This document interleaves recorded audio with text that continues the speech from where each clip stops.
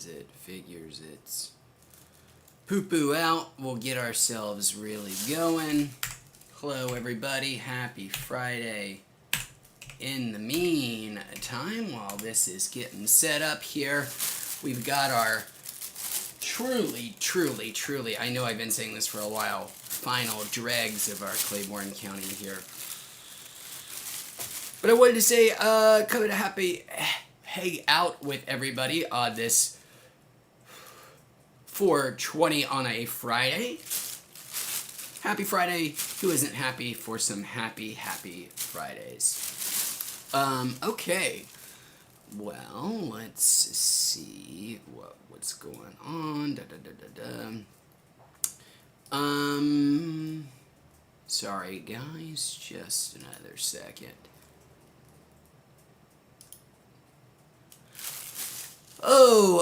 Welcome, Joe Dub. My day is going really well, man. How about yours? Thanks for hanging out with us today. Hey, Stephanie. Glad for you to join us as always. Thanks for tuning in. Hope your Friday is going well. Not so hot out here today. After gloating for a long time about how nice the weather has been in Long Beach, we've had like 2 solid weeks of pretty but not too bad today. Let's see. Just another moment or two while we wait for more to arrive, and then we will we'll do a dab to say happy 4/20 to everybody. Again, grateful everybody who's here. Wow, this Claiborne County stuff is still so strong, man.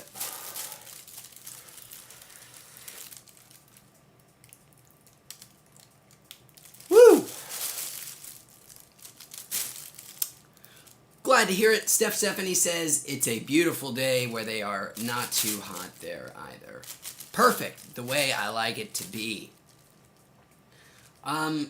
I sometimes think I miss, like, extreme temperatures, like cold weather, or, like, scorching hot with humidity, pool weather.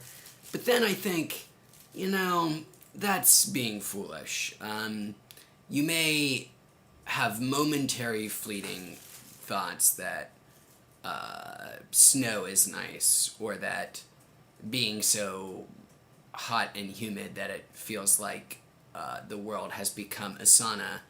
You know, you might go through a momentary period of insanity where that sounds nice, but I do remind myself, oh wait, no, why would you ever want to do that to yourself? Why not live somewhere where it's more or less 70 degrees all the time?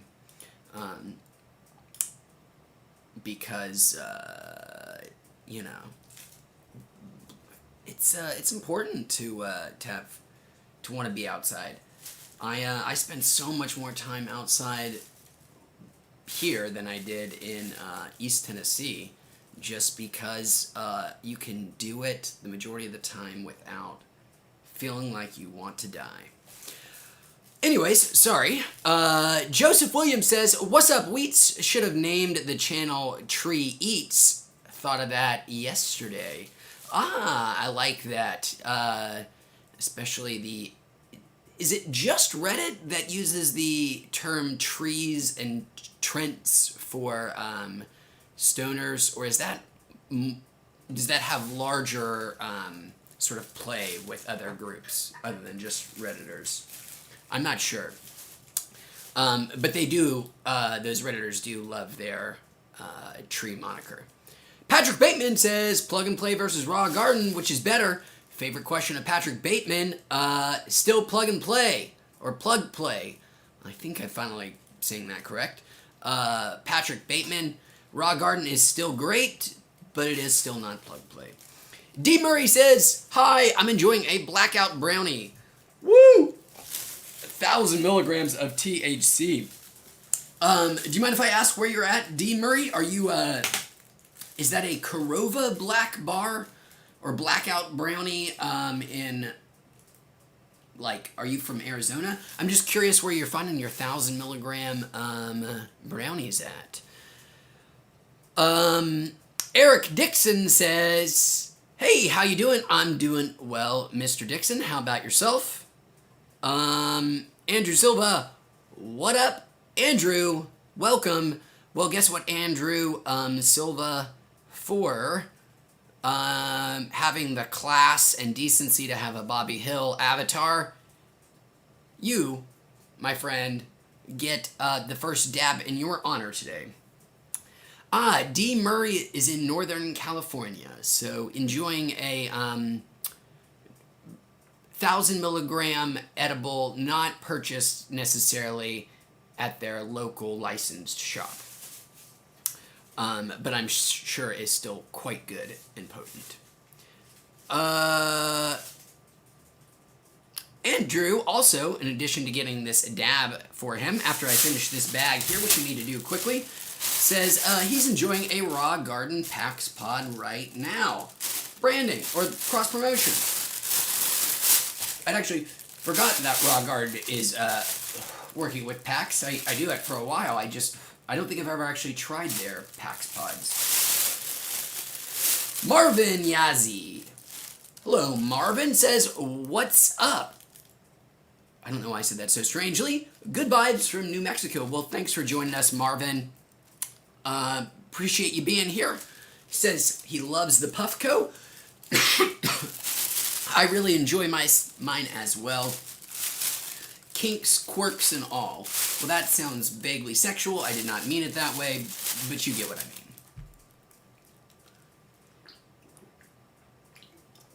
Whew. Hot on the old lungs. Okay. I'll get through this and get to that dab, I promise.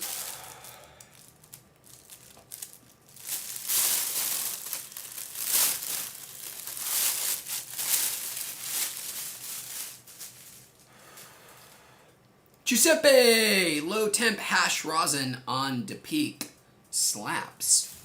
Ooh. Giuseppe, I need to get on the rosin train. I remember years ago now when I first saw like the at-home rosin press kits, and I seriously gave it a thought, like, hey, maybe. That was probably 2 or 3 years now. And I'm guessing they've only gotten better since then. What do you think, man? Are you a big fan of the rosin? And welcome, by the way, Giuseppe.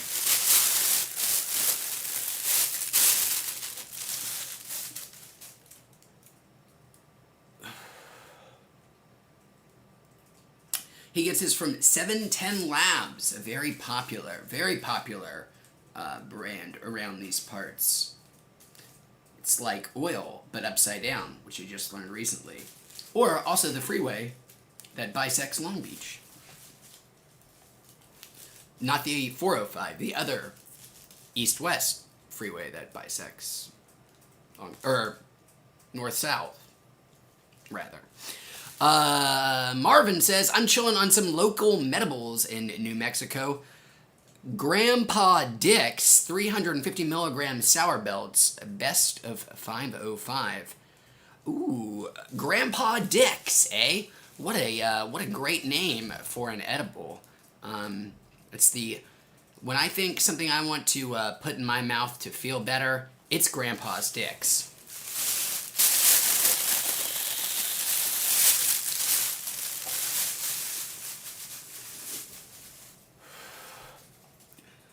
Marvin says hash rosin is great, and 13 sort of corroborates with Nug Smasher works great.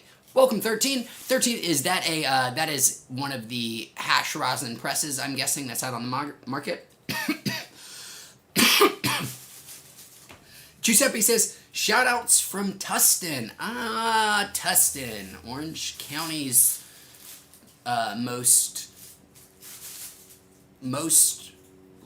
least remarkable, least notable.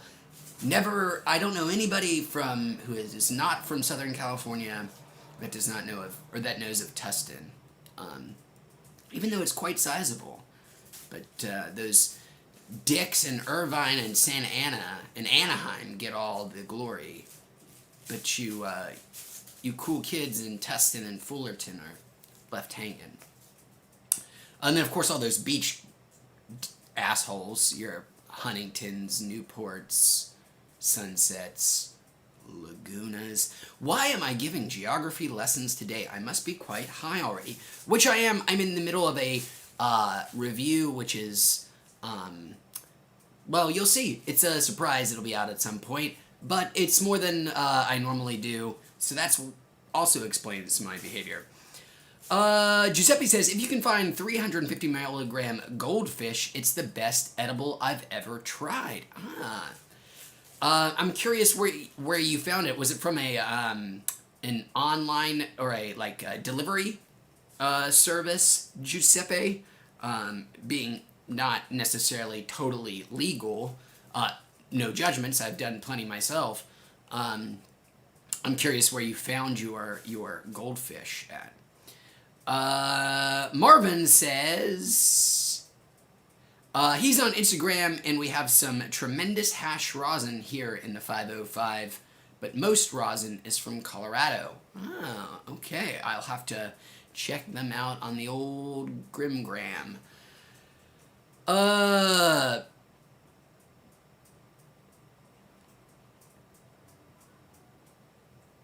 More talk about rosin presses, cool places that make rosin oil, and all that dope stuff.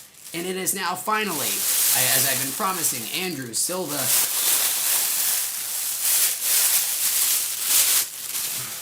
Time to do this dab. Enjoying some flavor, sour, kosher, crumble, moderately priced, high potency crumble from the local dispensary. I'm going to tilt this camera up a bit. Okay.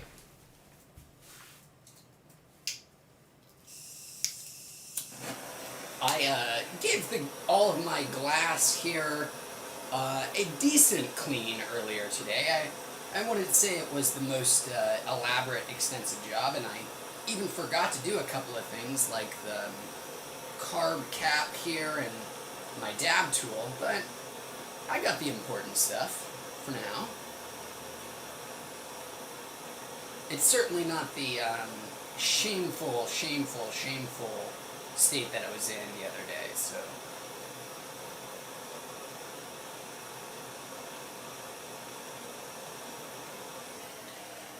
Okay, well, happy 4/29, everybody, and to my boy Andrew Silva, and also to Bobby Hill, and also Bobby Hill's voice actor, Miss Pamela Adlon.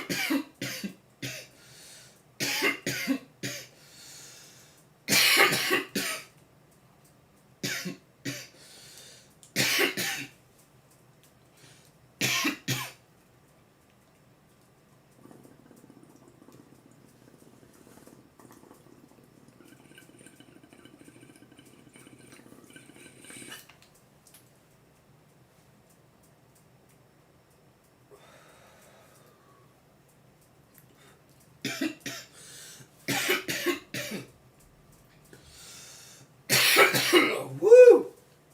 Wow, okay.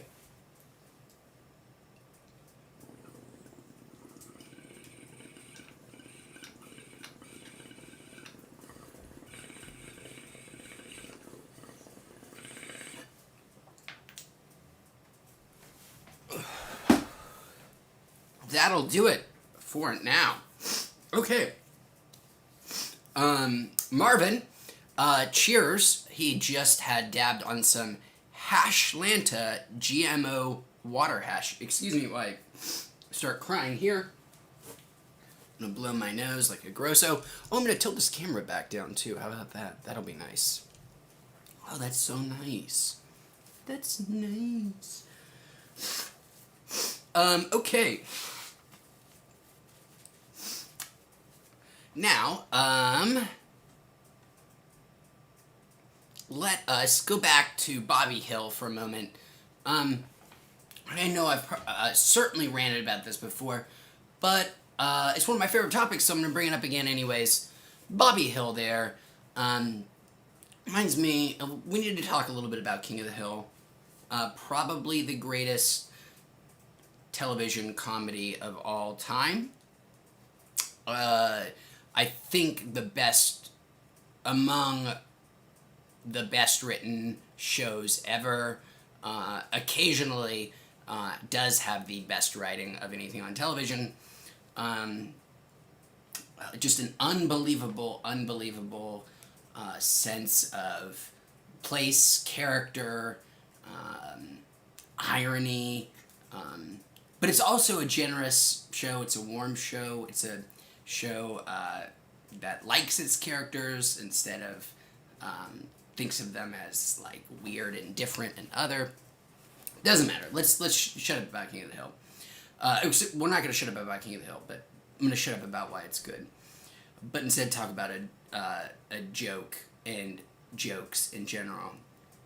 I love jokes. I'm not good at telling them. I'm pretty humorless, but I appreciate a good joke. I love how jokes are structured. I love thinking about how a joke is put together, and I really like the craft of a joke, like what it means to tell a great joke, which to me is the essence of a joke is saying something or doing something unexpected, but that should have always been, but seems obvious in retrospect.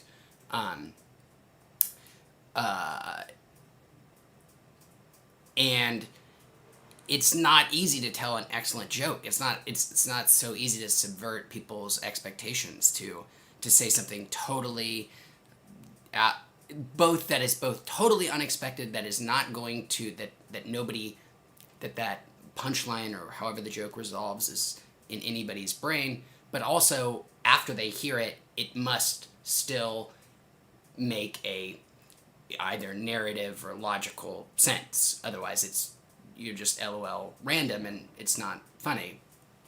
There has to be some kind of consistency, even if it's absurdist, and the consistency is how utterly absurd the entire thing is. But I digress. Using King of the Hill as an example, I think the best joke ever written is in King of the Hill. I know I have certainly brought this up before, but it is the best joke ever written, so let's talk about it one more time. It is the perfect example of what a joke should be, which is, again, is totally subverting your expectations. The beginning of this episode, the standard four guys are out in the alley: Hank, Boomhauer, Dale, and Bill. And Bill starts singing Puff the Magic Dragon, just kind of under his breath. He goes, "Puff the Magic Dragon lives by night." And Hank, like, kind of looks around conspiratorially for a second, and, like, as if he's worried, and he goes, Bill, quit singing that song. Don't you know what that song's about? It's about a dragon. And that is the greatest joke ever written. Not in my opinion, I just think factually it is. Everything about it is perfect.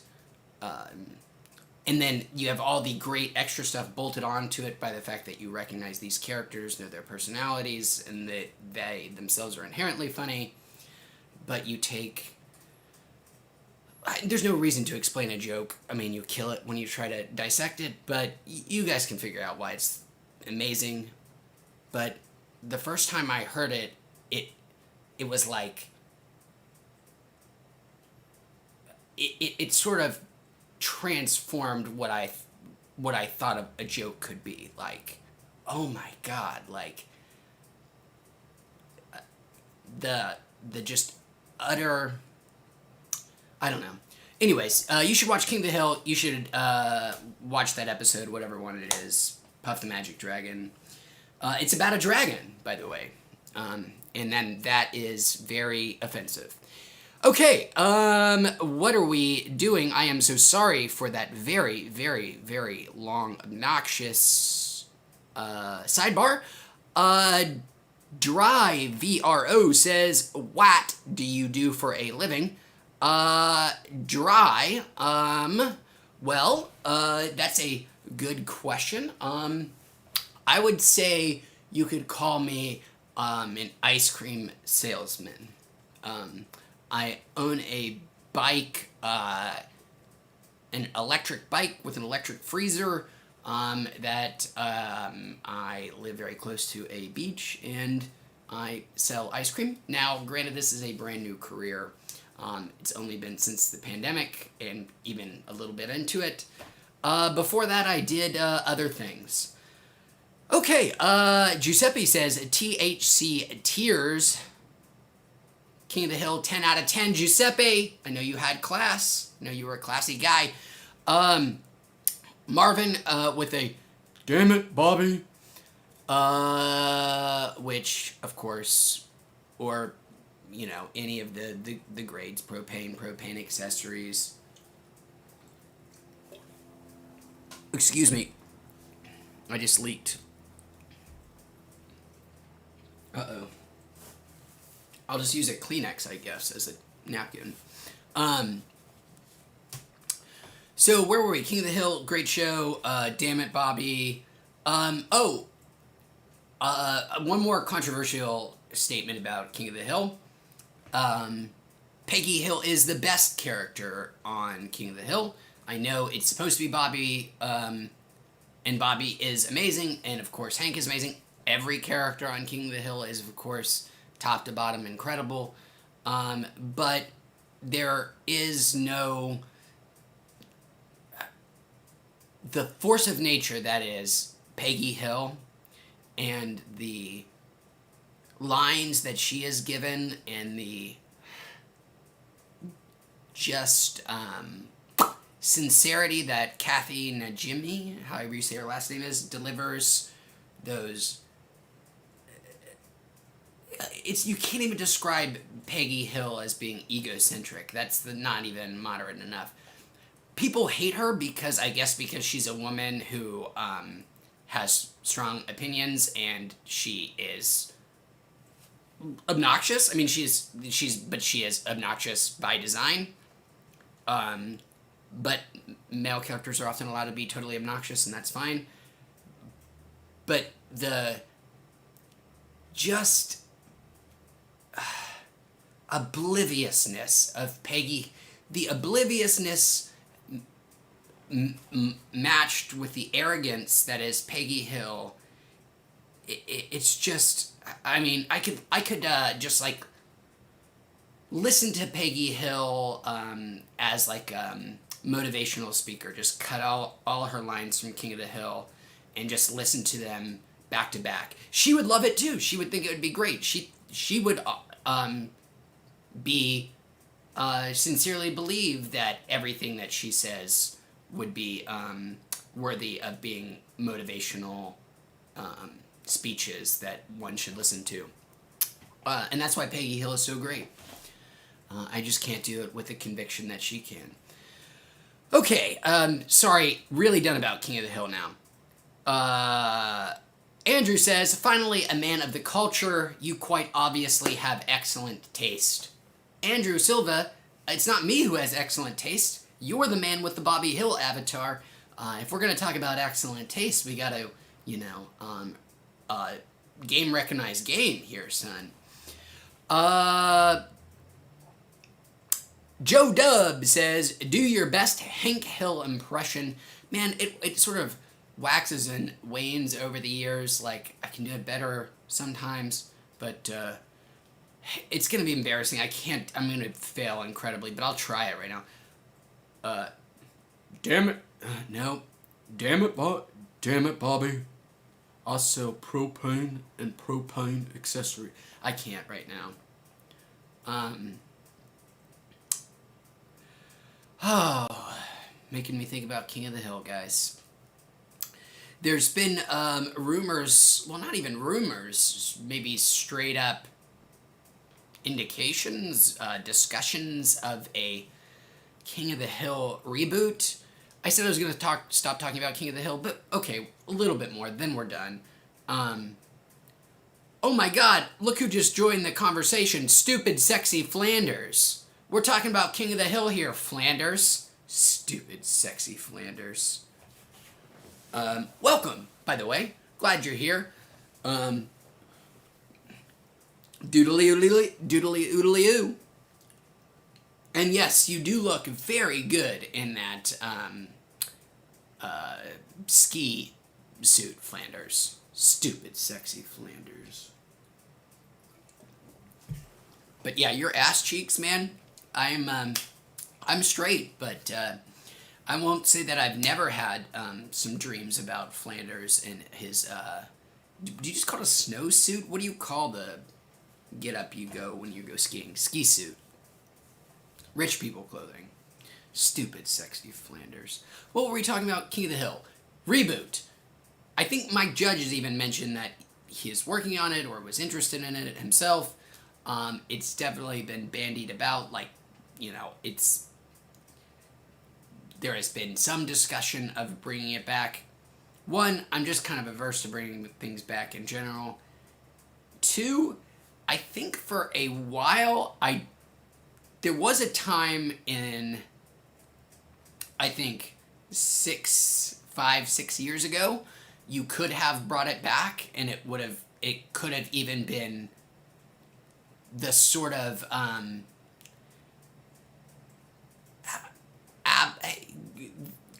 there is nobody that finds King of the Hill objectionable, which is one of the things that's so great about it. I'm not saying that is what makes it great. It's just such a deft show that it managed to, even though it discusses issues that are prickly today, it does them in ways that don't seem to upset culturally conservative folks. Anyways, I think like 5 years ago you could have done a modern King of the Hill reboot with everybody aged up, which I think is what the rumor is. I don't think you can anymore. I just, there are no, it's none of the things that you would want to use King of the Hill to talk about, like, oh, what are all the things that Hank Hill in 2020 would find foreign and objectionable? That's really hard to do right now. What do you know, it's, are you really going to put King of the Hill in this world right now? Because theoretically it was in our world. There was, you know, it's just too hard to believe. It's too good-natured of a show, and its reputation would be forever not well, maybe tarnished, who knows, but it would certainly be changed if they brought it back, because there's no way that it couldn't be a show that would appeal to everybody anymore. It's just not possible. And I don't want to live in a world where people hate King of the Hill. I don't think they should bring it back. And that's enough about that.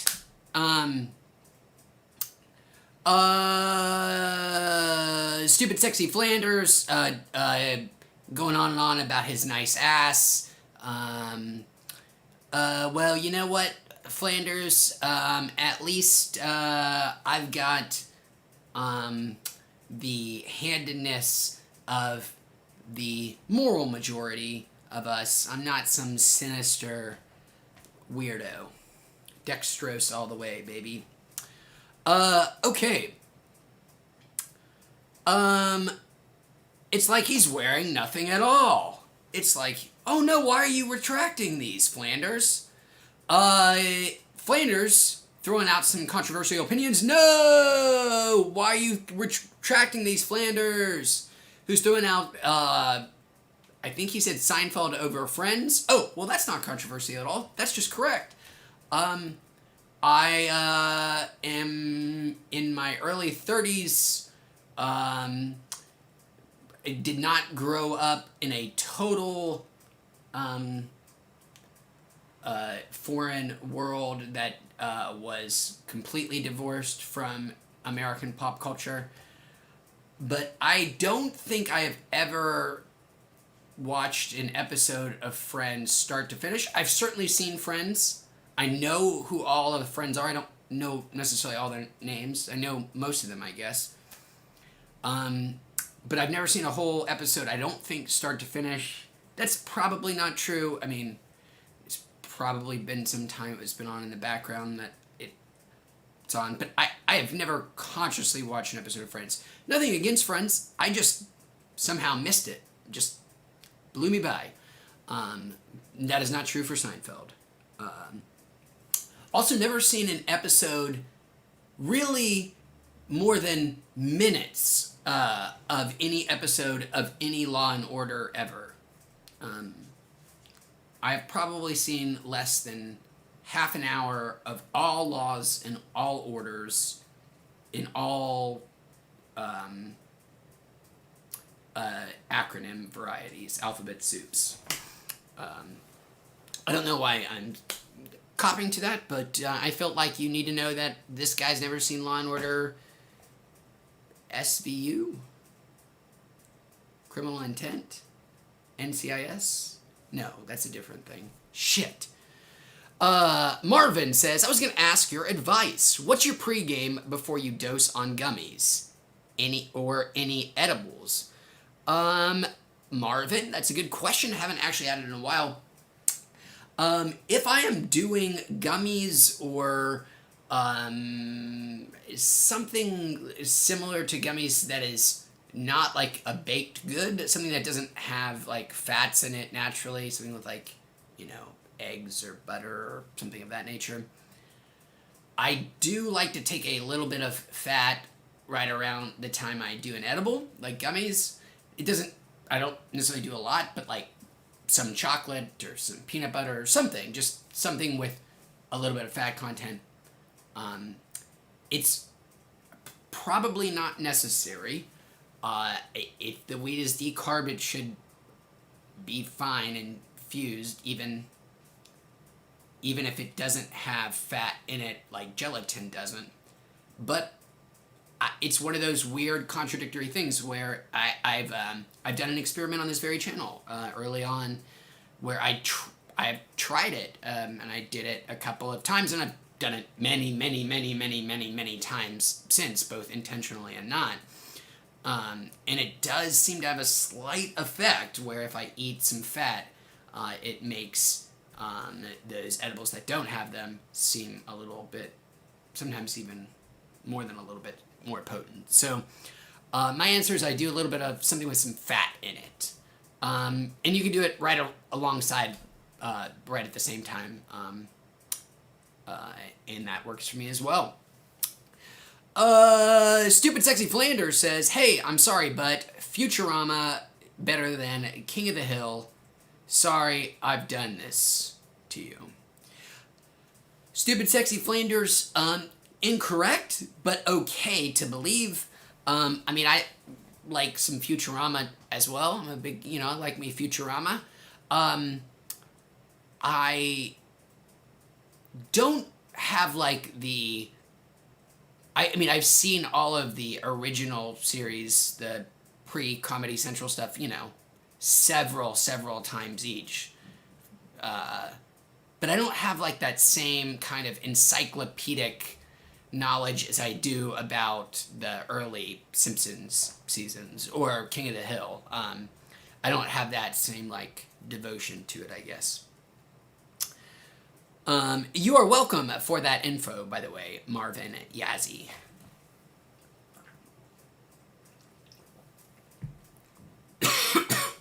You should be okay, Marvin, or at least I am.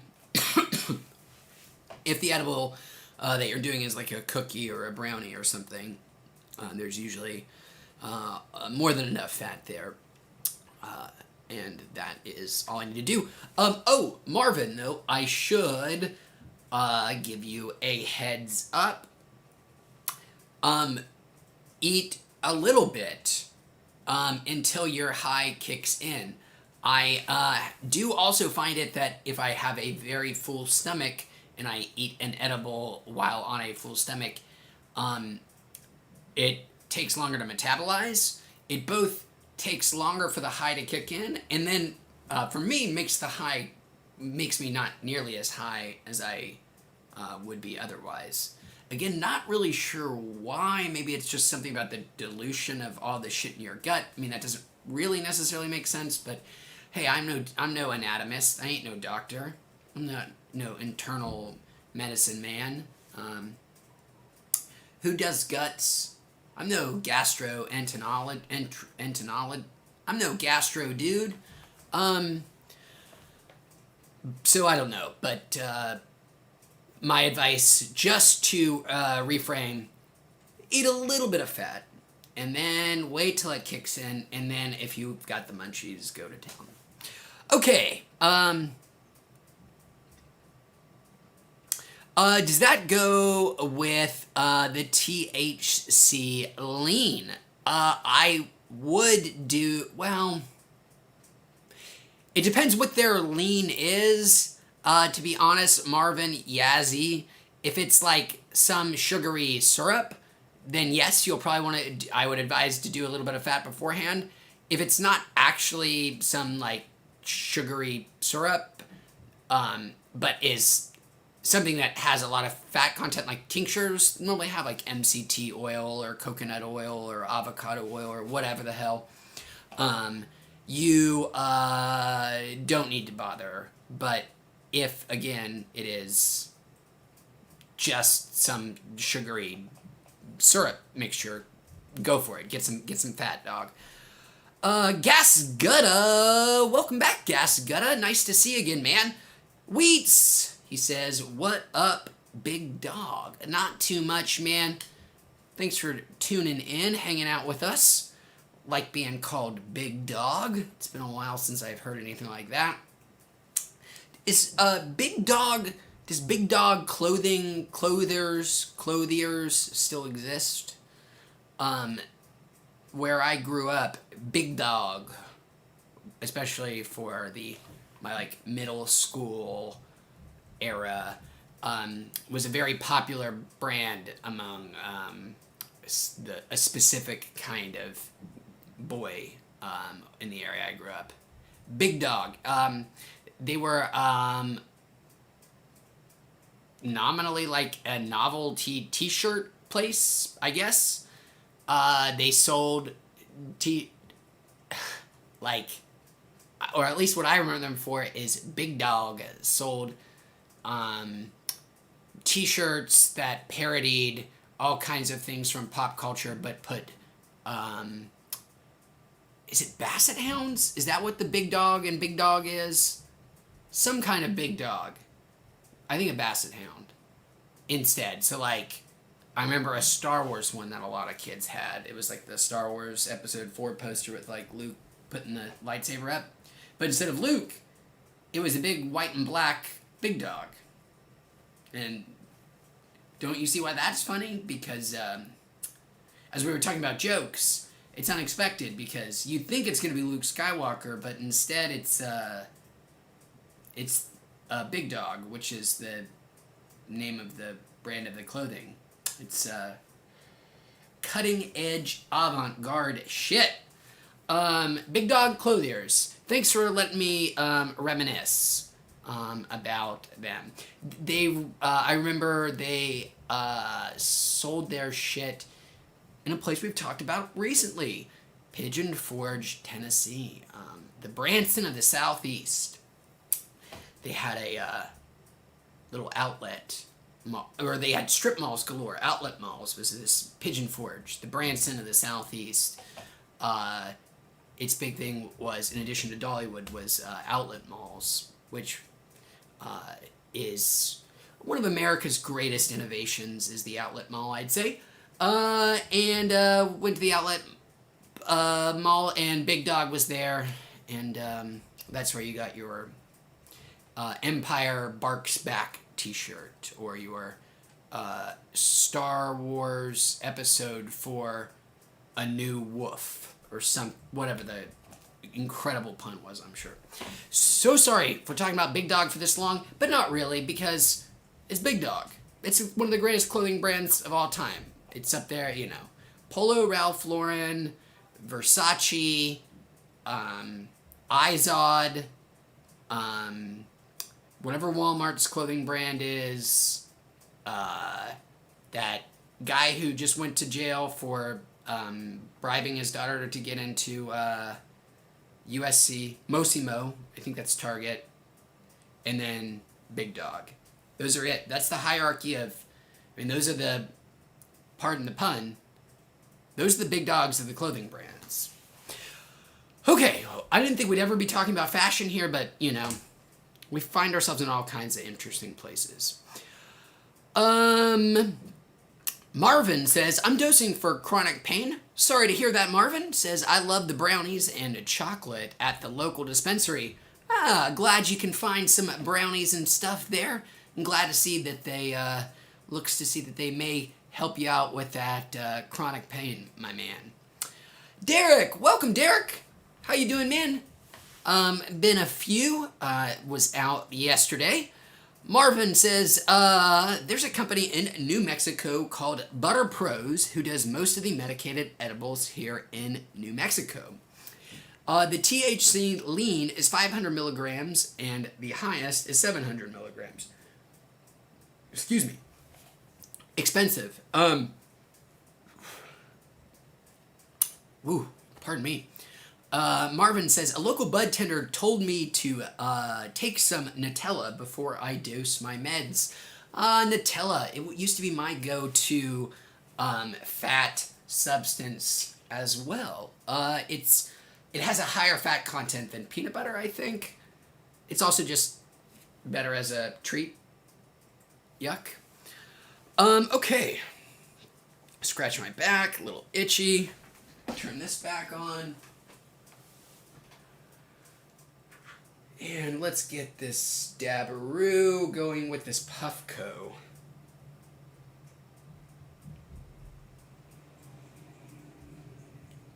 Come on, little crumble. Come on now. Come on now. There's the trick that somebody taught me on chat before that was so great. I'm just too lazy to do it right now. That if you have trouble getting your thing to fall into your Puffco, you just take a lighter and just... Oh my god, it's so sticky. There we go. If you're having trouble getting your material, your butter, your shatter, your crumble, whatever the case may be, into the Puffco oven, atomizer, just take a lighter and warm up somewhere above on your dab tool just for a few seconds, and that should get it warm enough to melt the wax slightly, or whatever the substance is that you're dabbing, warm it up enough to cause it to run down and into your atomizer. I've done that before. Didn't do it then because I was too lazy. Anyways, let's say this dab is... Oh, Marvin, of course. Marvin, this dab is for you.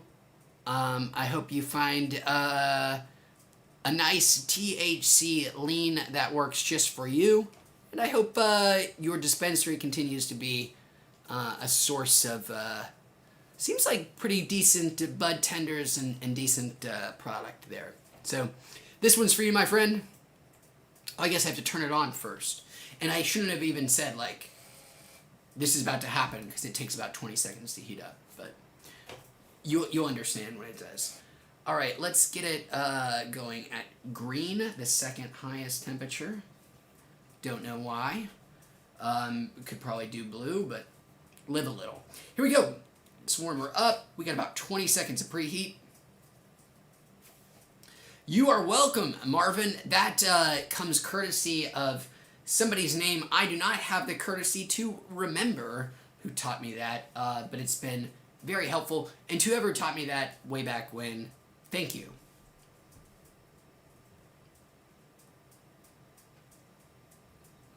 So we're about ready here. Ooh la la.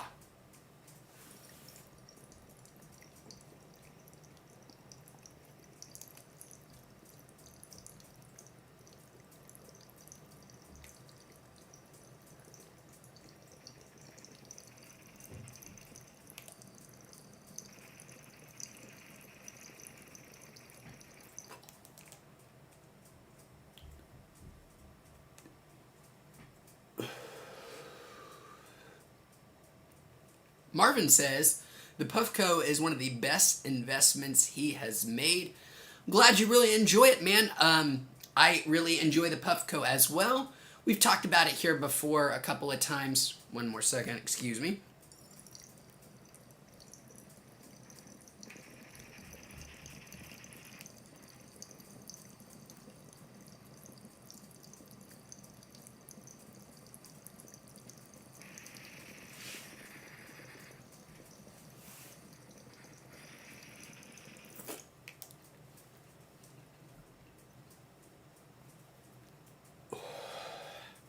Yeah, we've talked about the pros and cons before, Marvin.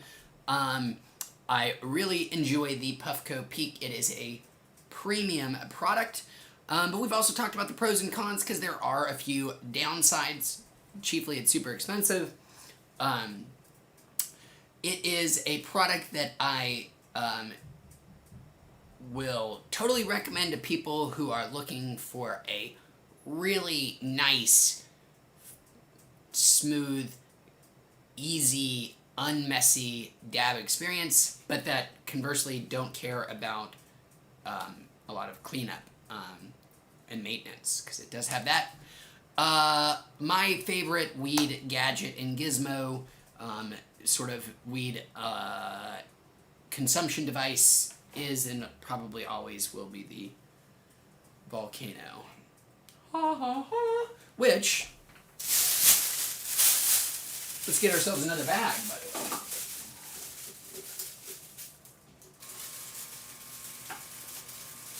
way. Okay, what time is it? 5:05 and I want to dive.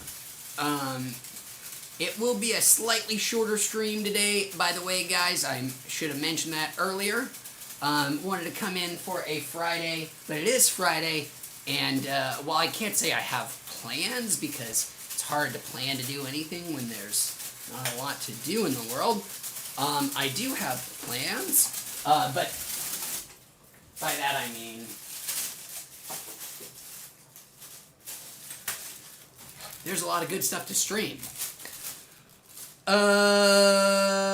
Okay, let's get this nice Volcano. Here it is, guys. I've talked about it for so long, ever since I came back with streaming. The last bits of our really, really nice weed. I will miss you. Sweet, sweet champ. Marvin says, Volcano, can you dab off of that? The answer is yes. I have never done it. They have, like, conversion devices. So the way it works, Marvin, is it's got this little oven right here. The herb is in here. You get about 3 uses out of it. The Volcano, the thing you're seeing here that looks like a volcano, is basically, well, one, it's very expensive. It's more expensive than the Puffco Peak, but they are incredibly durable and incredibly well engineered. Like, they're amazing products. Have Had it for almost like 5 years now. Still works perfectly. So, but what it is a very precise temperature coil, huge heating coil, and then a fan that just blows that hot air up into that little heating chamber, and then it makes these bags. Then, Marvin, the cool thing is you can take that weed that you've already vaped, and you can make edibles out of it or do other things with it. It still has some THC in it. You don't actually get all of the THC out through vaping, so you can use it to make edibles, firecrackers, whatever you want. You get a bunch of good stuff after, too. It's just a great experience, the Volcano. As for can it dab, yes, there is some like conversion thing where that oven chamber, you can turn it into a wax thing. I have not done it. I think it's newer, that product. Additionally, I now have a bust-ass, ancient, throw-it-away Volcano. Since I purchased mine, there is a new one. Now mine is, there's like a step down that has no digital. It's just like a little knob that for temperature. And mine was the nicer one at the time that had like precise temperature controls. Now they still have the little knob one, but they have another step up from this one, and this one's gone, that has the ability to put on like, basically like a hookah attachment, something where you can vape directly off of the Volcano itself. You don't need a bag or anything. You can just basically take a wand and do it from there. Same thing with the dabs, which is really cool. But I don't think I'll be getting that for a long time. The Volcano, when I bought it, was $450, so they are not cheap. And I know the new Primo's like $600 or something. But also Stores and Bickle, what's wrong with you? Come on, guys. It's been a long time. I was hoping to review it, too. Say no more. Gas Gutta says, try some Kong's Garden Flower if you can get the chance and haven't yet. Or King's Garden Flower. Gas Gutta. I don't think I've tried I don't think I've tried their flower yet. King's Garden is also the dispensary, right? There is I know they also sell weed, and they sell it at other places, but I think it also has their own dispensary. I've only been there once, but what a cool place. What a very cool place. Long Beach has so many very nice, fancy, very swanky dispensaries. It's really cool how... I mean, I guess it's kind of sucks because it's probably incredibly prohibitively adds even more expense to trying to get into this business. I'm sure the reason that they're all so nice is because they're like deals with the city that they had to, look so fancy in order to get a permit because they all look extravagant. Some of the dispensaries in Long Beach have internal grow operations on the inside, which is really neat. I think King's Garden does. And the Circle, I believe, does. Both have, like, grow houses inside the dispensary. Anyways, Marvin says, oh, nice. So mostly flour. Sweet. Yes, dabs for the almost instant pain relief. Marvin, if you are a dab man, I'd say stick with the Puffco. It's going to be right where you want it. And it's both a plus and minus about the Puffco because I've had atomizers go out. You can actually, because it does require some maintenance, you can buy like an extra atomizer or two and just have one that's like your ready to go one and your one that's like your too clean one. It's an extra like $30, $40, whatever. But it would definitely improve the experience if you're using it a lot and don't want to clean it as frequently. Just as a suggestion. Marvin says, have I seen any flower from Tyson Ranch, North Carolina? I don't think so. Is that Tyson, Mike Tyson? I know he is now, I think I've heard he is getting in on the celebrity weed game. It's all kind of a racket. It's also shocking how long the celebrity weed game has been going on and how many more people are involved than you would think.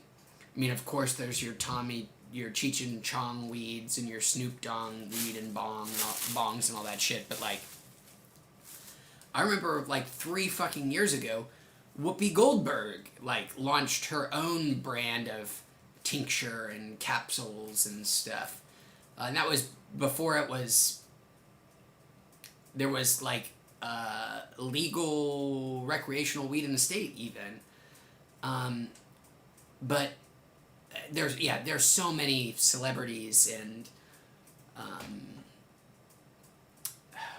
quasi I don't even know what else you would describe these people as, grifters that are using their names to sell weed at a slight markup because of their name. They don't have anything to do with it, but anyways, not to complain too much about Tyson Ranch. I don't even know if that has anything to do with Mike Tyson, and I really apologize if it doesn't. And who knows, maybe pick your celebrity that makes weed around here, makes the best weed in the world, and I don't know, but probably not. Art Jr., or ATC Jr., excuse me. Sort of spoonered your name there. Trying to see what your little avatar is. Can't tell. Puffing on some PAX/raw garden agua de fresca. We had somebody in here earlier, ATC Jr., enjoying a PAX pod. A Raw Gardens PAX pod. They were really, really digging theirs. I hope you are enjoying yours as well, man. Oh, agua de fresca. Sorry, I said fresca. Strawberry.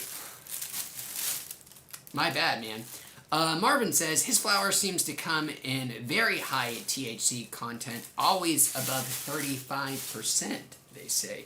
That is some very, very strong flower at that rate. It's not unheard of, for sure. But, man, how much more money do we need to give Mike? Like, not to take away anything from... well, I don't know. Mike Tyson is not a good guy. Like, it's weird how much his image has been rehabilitated, and, like, people see him as kind of like a cultural oddball, but like a kind of like a funny goof. The dude did some...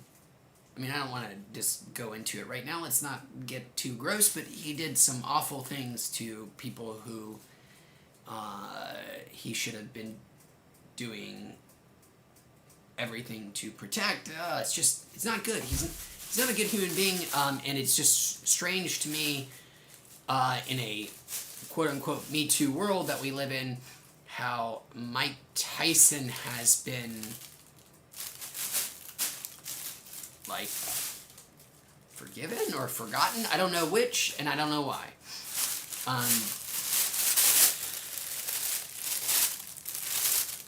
Gas Gutter says, best flower in the game. I'm from North California. I don't know about the dispensary. I go to Cookies in Modesto and Firehouse in Turlock. Cookies. Cookies, I think, at Gas Gutter is a huge chain. Excuse me, I'm going to blow my nose here again.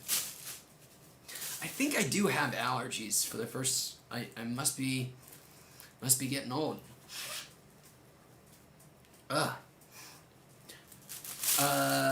Excuse me for a second.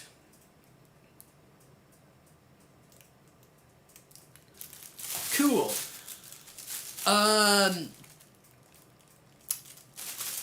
I totally lost a track of thought, but that's okay. We're getting high. Bound to happen. Oh, Gascutter, you were referring to Mike Tyson, correct? Or Tyson Farms is the best weed in the game.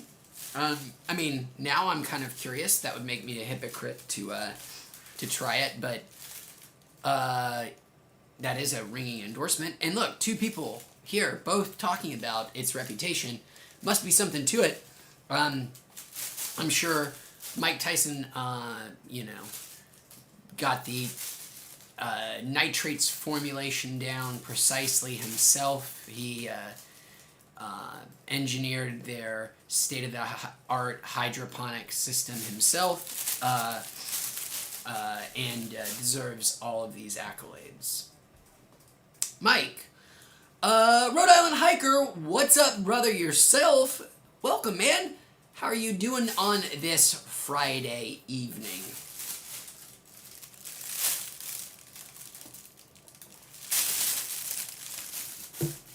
How are things in the calamari state? Also, Rhode Island hiker, I don't think we've talked. My God, I am so sorry about my nose, guys.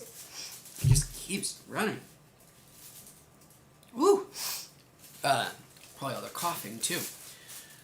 Rhode Island hiker, question for you: what is it like for the world, or the United States at least, to recognize you guys way more than normal? You are a sort of, for whatever bizarro, strange, who knows why these things catch on or reason, the DNC, when it aired last week or whatever, and they did the roll call from all the states, everybody was fascinated by the chef in Rhode Island who was standing there with his big calamari platter. For whatever reason, for like 24 hours, people were talking about it, and people were talking about Rhode Island. What was it like to be like, hey, that's my state.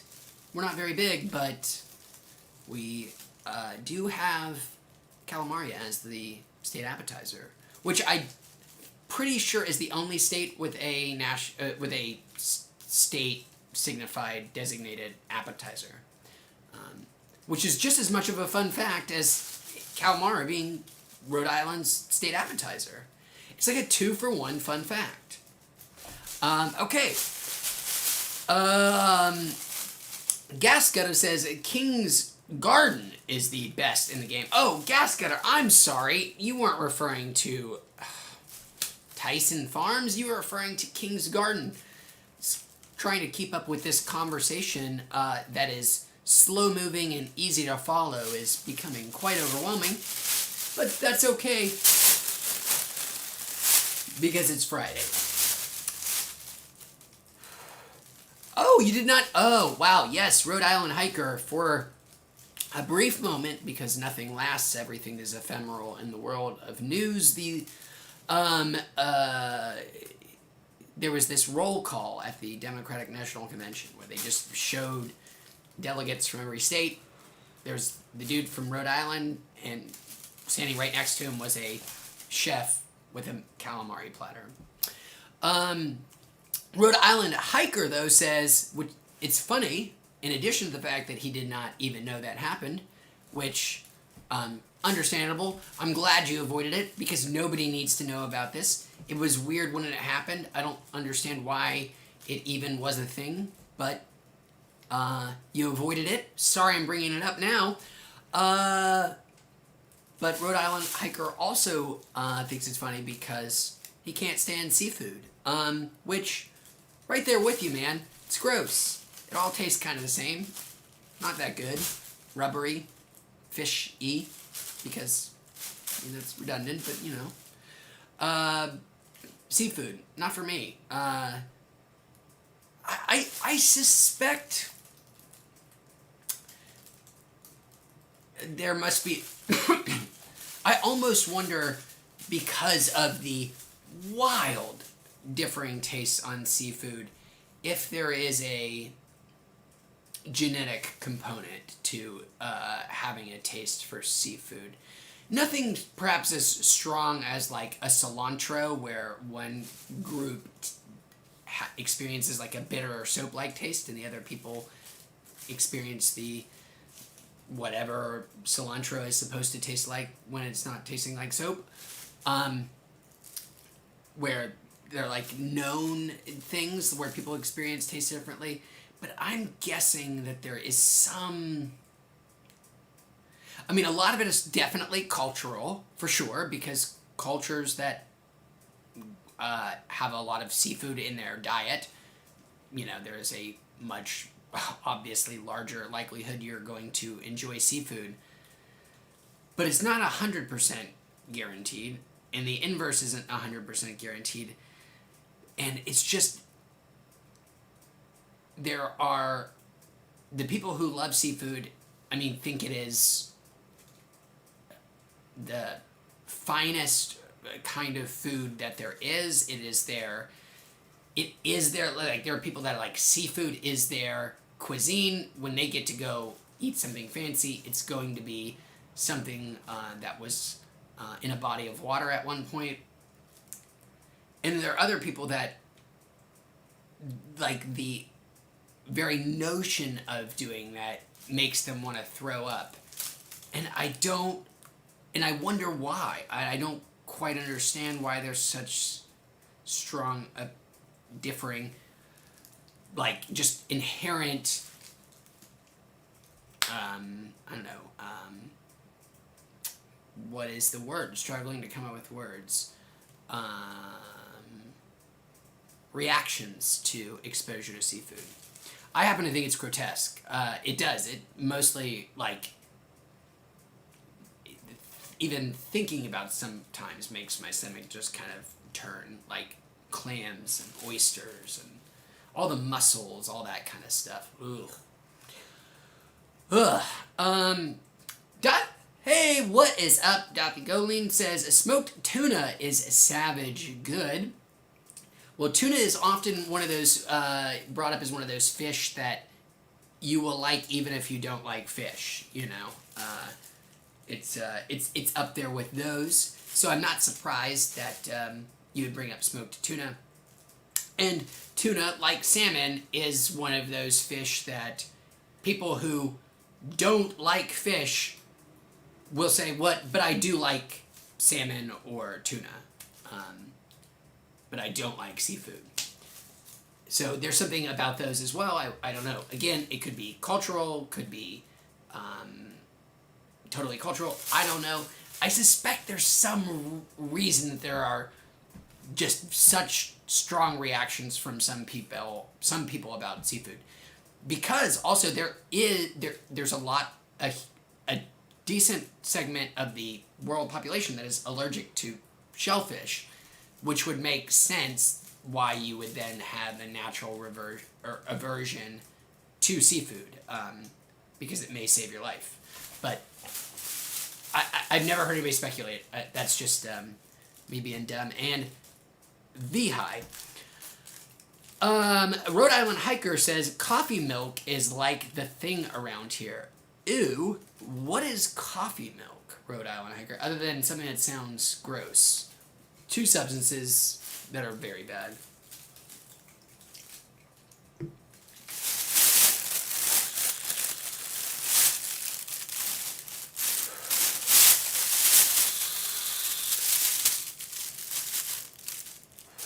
So Rhode Island Hiker, you got the name Rhode Island Hiker.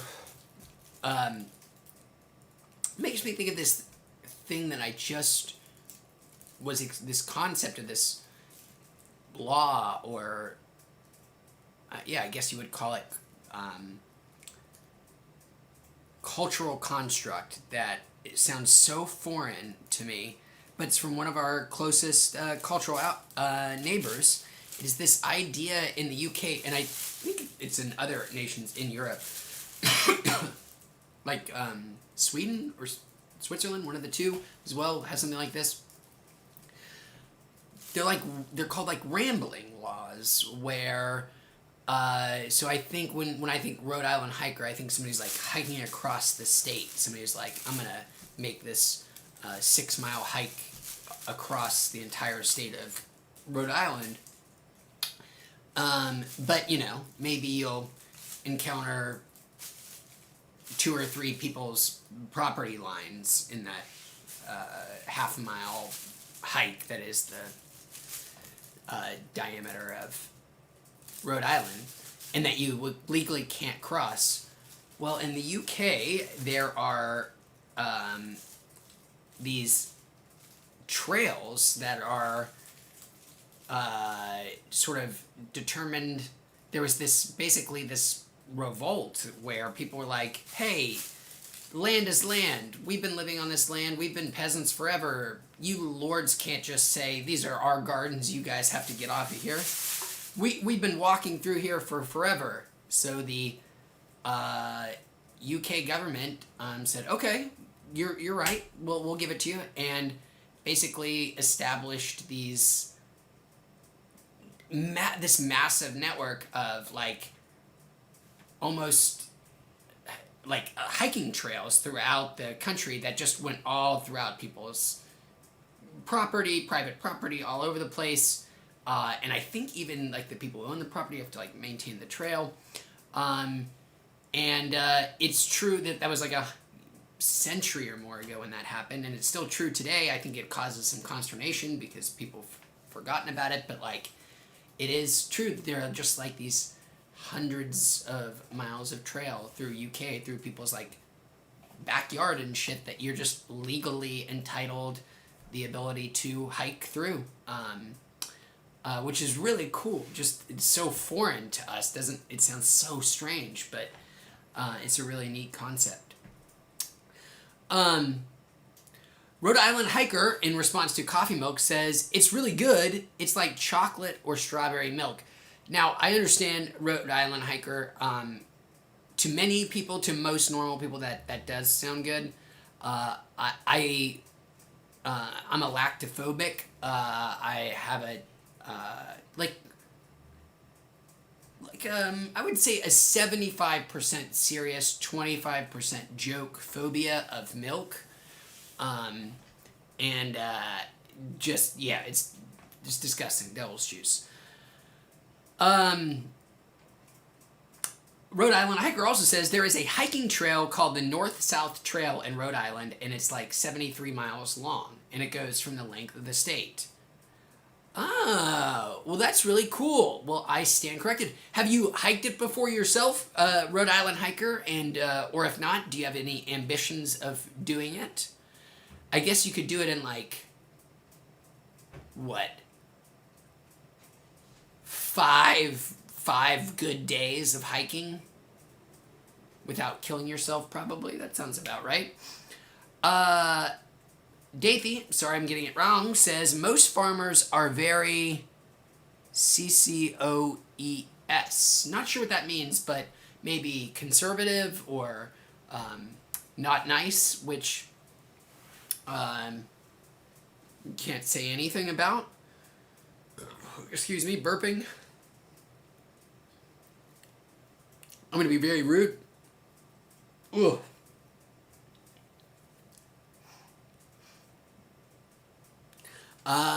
And let's do another dab together. Oh, I've actually got another Puffco thing to do before it's probably done. And then we'll do a farewell dab for our 420 Friday. This is so rude of me, but, you know, what can I say?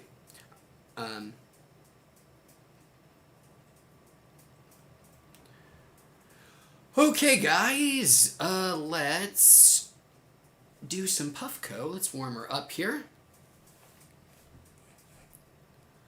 Gascetta says, Wheats, do you know who William Montgomery is? The name is not immediately recognizable. Any other well, let me just Google. It is possible that I do know them, but just don't recognize the name or have forgotten. One second.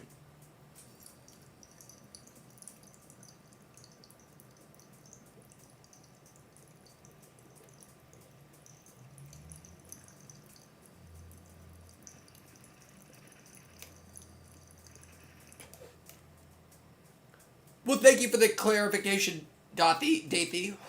Please, I'm so sorry again for the butchering of your name.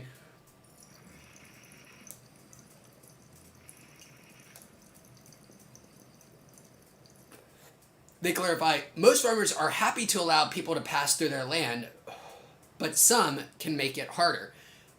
Very cool. I didn't realize most people were totally cool about it, which is cool to very nice to hear.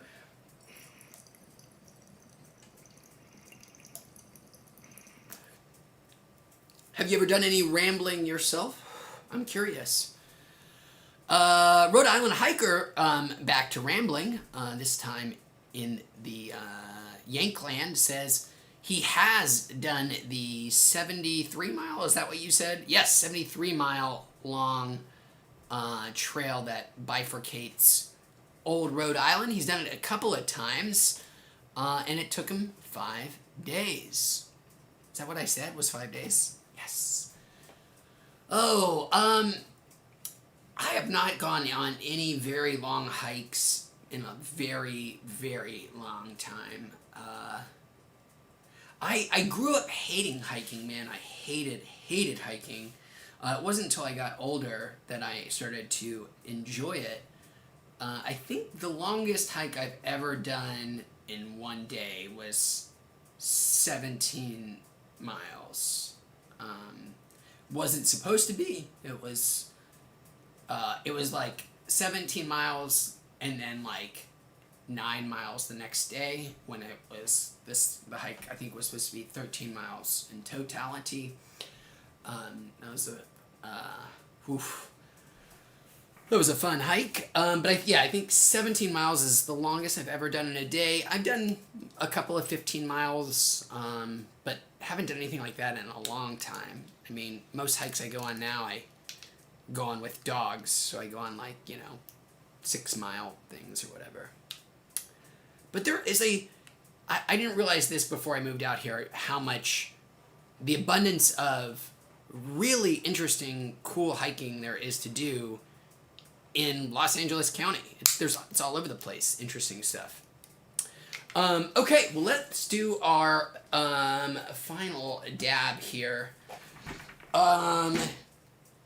This one's for everybody. I don't have anybody in. Oh, let me tilt the camera up. Be a nice guy about this. So 420. Well, it's way past 420 now. It's a Friday special. It's been a blast hanging out with everybody. Normally we give these to a single person, but today is for everyone. Just enjoy it. This one's for you.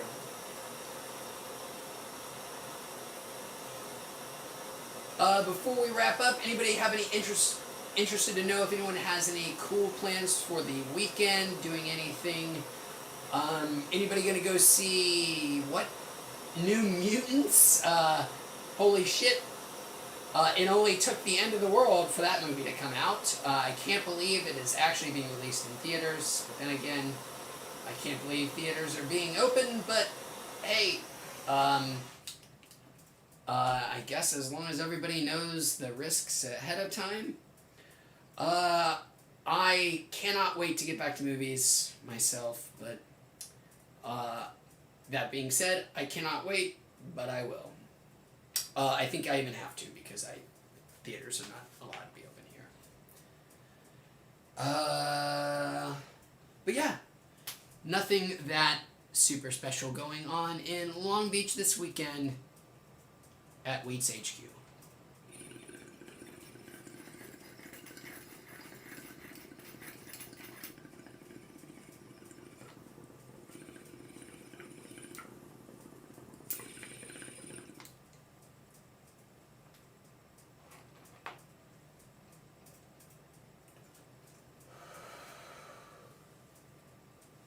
Thank you, everyone.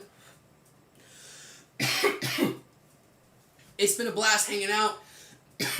Sorry to anybody in the chat who just joined in. I think I was supposed to Google somebody's name that I totally forgot to do. I'm sorry. We'll get to it next time. Please remind me. Happy Friday. Until I see you guys next week. 2 new reviews out next week. Definitely will be a new cartridge review. I know people are going to ask. Until then, stay high and stay healthy. We'll see you guys then. Bye, guys. Whoops.